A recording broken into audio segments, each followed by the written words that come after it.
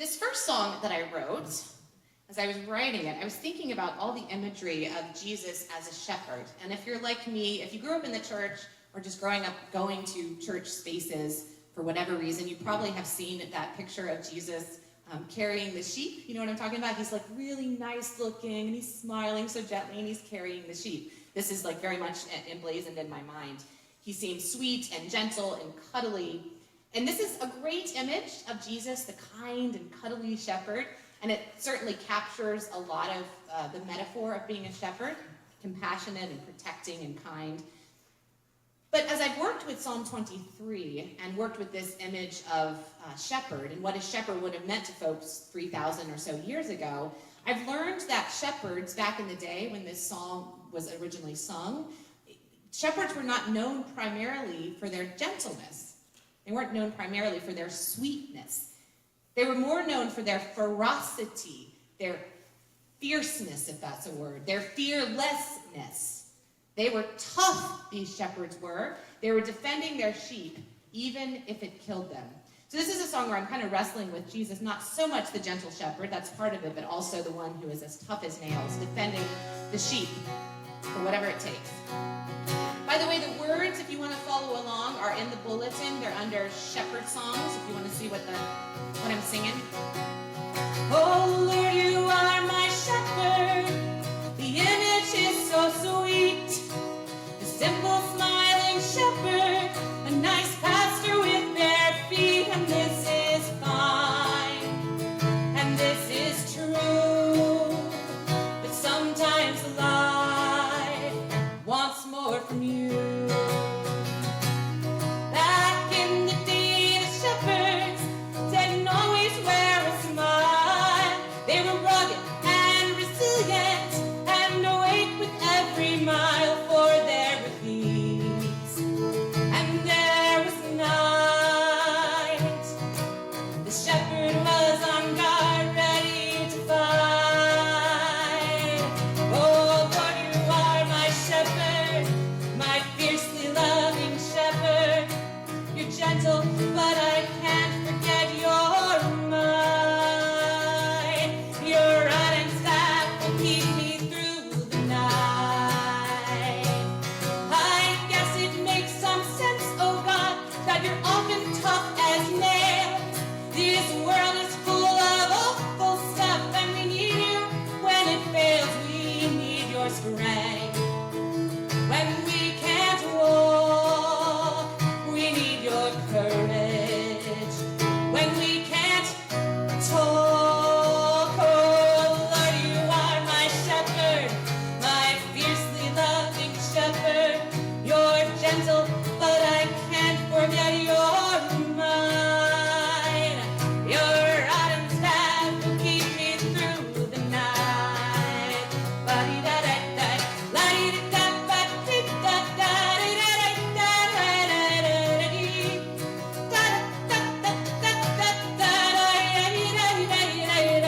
Our God is fierce, comes to our aid, so we can rest, not be afraid.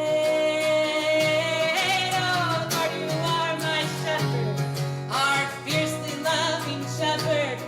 You're gentle, but we can't forget you're mine. Your rod and staff will keep us through the night.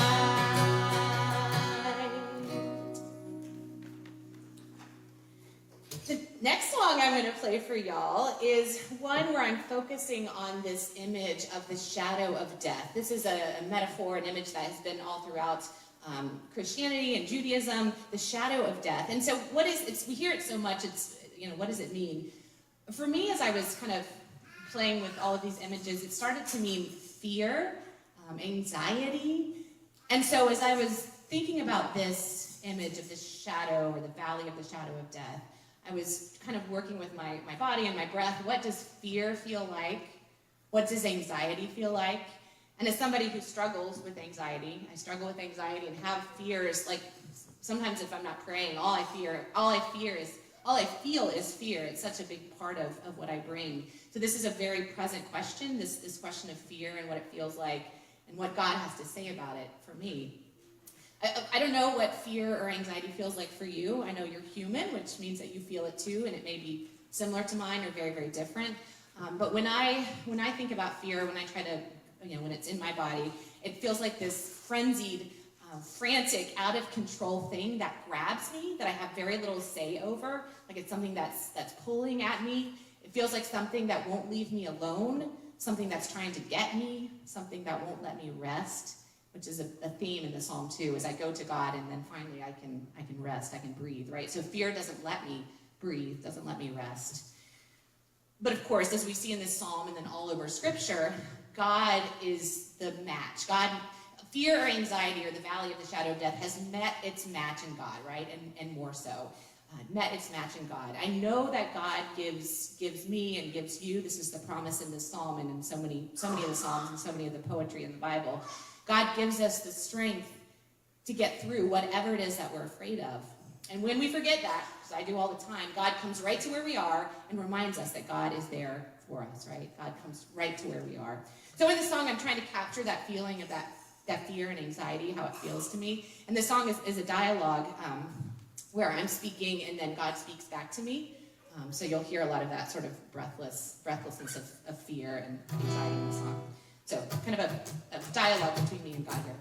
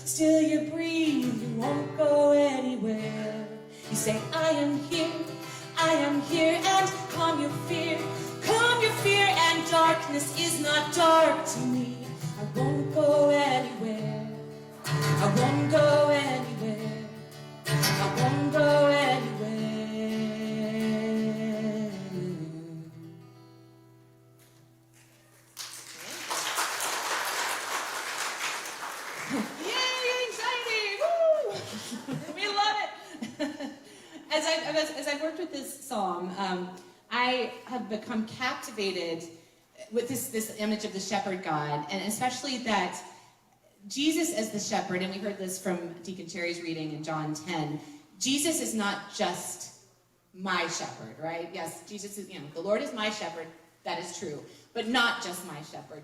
Jesus' flock or his fold is so much bigger than I could ever imagine.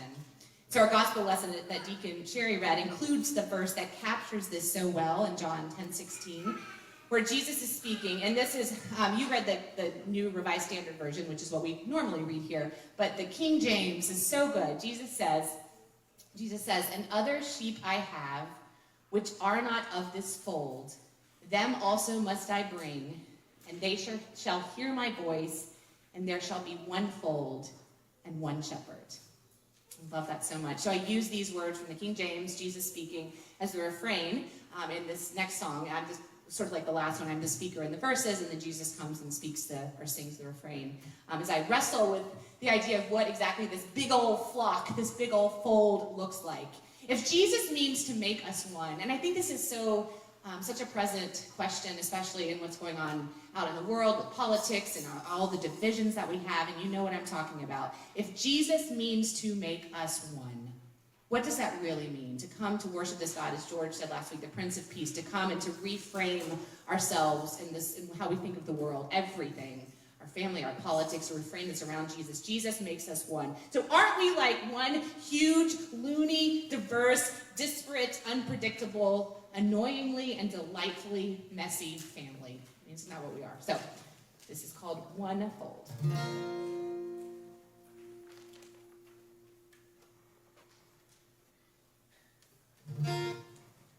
And other sheep I have, which are not of this fold, them also must I bring, and there shall be one fold, there shall be one fold, there shall be one fold, there shall be one fold, one fold.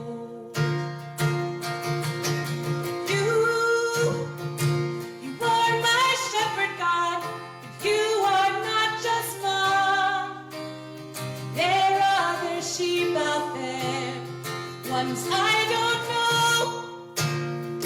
Oh, help me, God, to know how much I do not know about your love out there.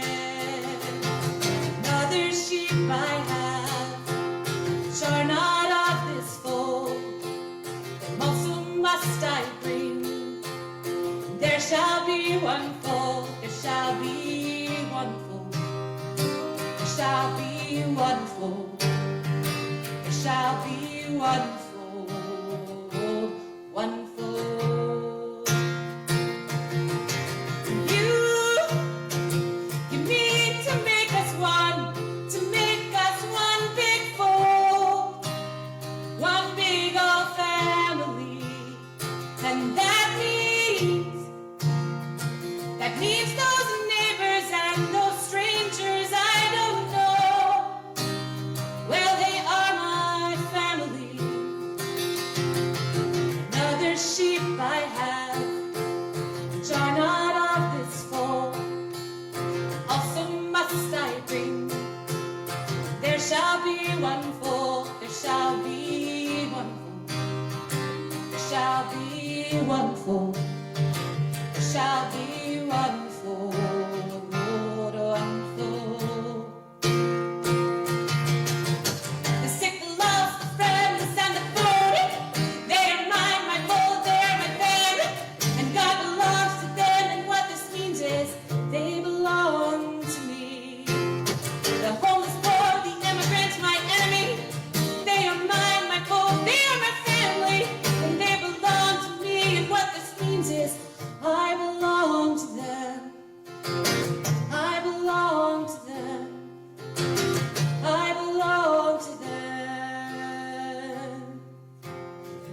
Sheep I have, which are not of this fold, and they shall hear my voice, and there shall be one fold, there shall be one fold, there shall be one fold, there shall be one fold, one fold.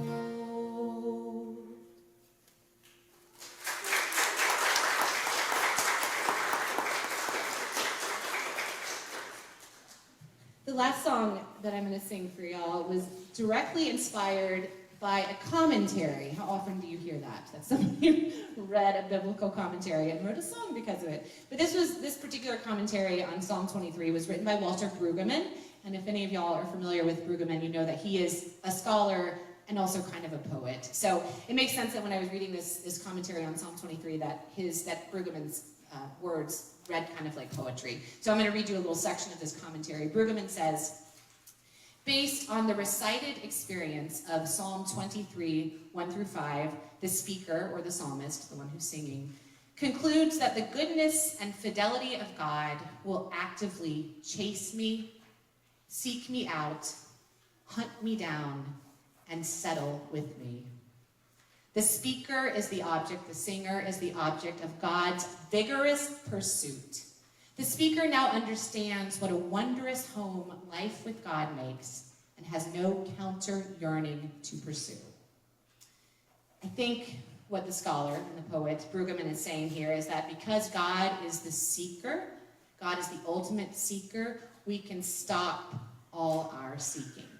We can stop. God is looking for us, so we can stop looking for whatever it is we are looking for. Finally, we can stop and breathe and be still, stop moving, stop striving, stop, and allow God to carry us home. So this last one is called Carry Us Home, and I've asked Tom to play piano on this one, because this is just a piano song. I wrote it on guitar, but it's just a piano song. So.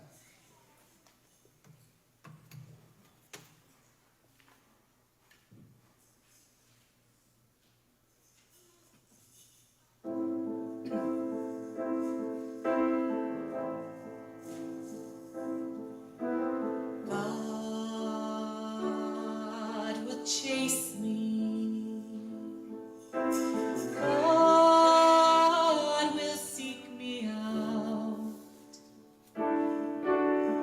God will find me, God will hunt me down.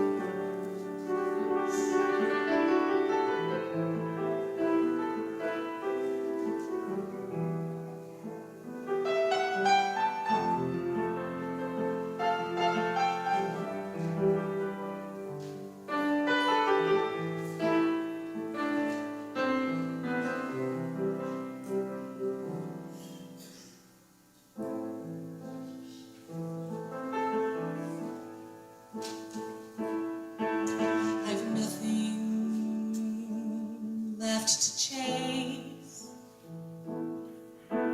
nothing to seek out, nothing left to find now, nothing to hunt down.